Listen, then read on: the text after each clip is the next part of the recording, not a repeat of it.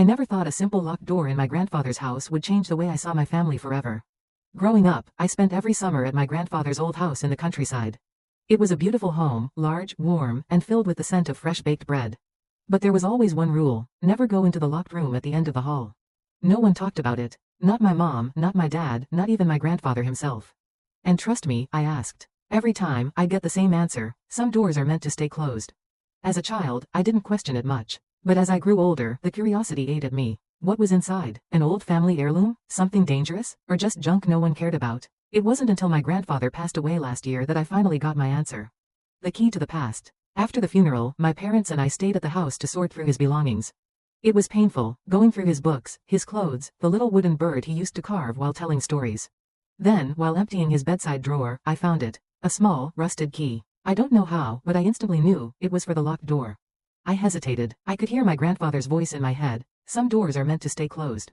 But he was gone, and the mystery had haunted me for years. I walked down the hallway, heart pounding. My hands shook as I slid the key into the lock. It turned with a soft click. The door creaked open, and what I saw inside made my breath catch in my throat. A room frozen in time. The room looked untouched, like no one had stepped inside for decades. Dust covered everything, but the furniture was arranged perfectly, as if someone had just walked out and never returned.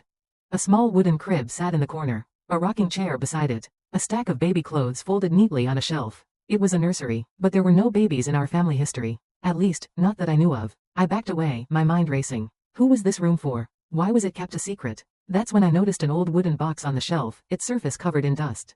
I opened it with trembling fingers. Inside were letters, dozens of them. Faded, fragile, written in my grandfather's handwriting. And they were all addressed to someone named Michael, the brother I never knew. I sat on the dusty floor and read. Dear Michael, today would have been your 5th birthday. I wonder what kind of cake you would have liked. Chocolate? Vanilla? Your mother always said you'd have her sweet tooth. My chest tightened. Dear Michael, I saw a little boy at the park today who looked just like you.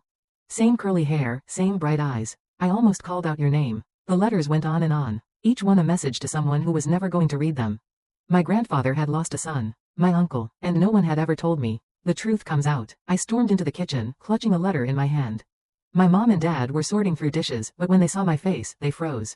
Who is Michael? I demanded. My mom's eyes filled with tears. My dad looked away. After a long silence, my mother whispered, he was my brother. I had an uncle, a baby brother my mom never got to grow up with. A child my grandfather never got to watch grow. He passed away when he was just a year old, my mom said softly. It broke Dad. He never spoke about it again. He locked the room and we never went inside. I couldn't believe it. An entire part of our family's history had been hidden away. A grief so deep that my grandfather had written letters for decades just to feel close to his lost son. Healing the past. That night, I sat alone in the nursery, reading every letter. For the first time, I saw my grandfather not just as the strong, unshakable man I had known, but as a father who had loved and lost.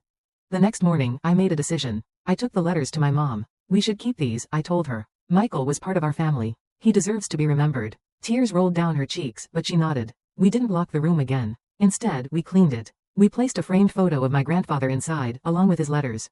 A small memorial for the boy who had been lost, but never forgotten. And for the first time in decades, the house felt whole. Because some doors aren't meant to stay closed forever.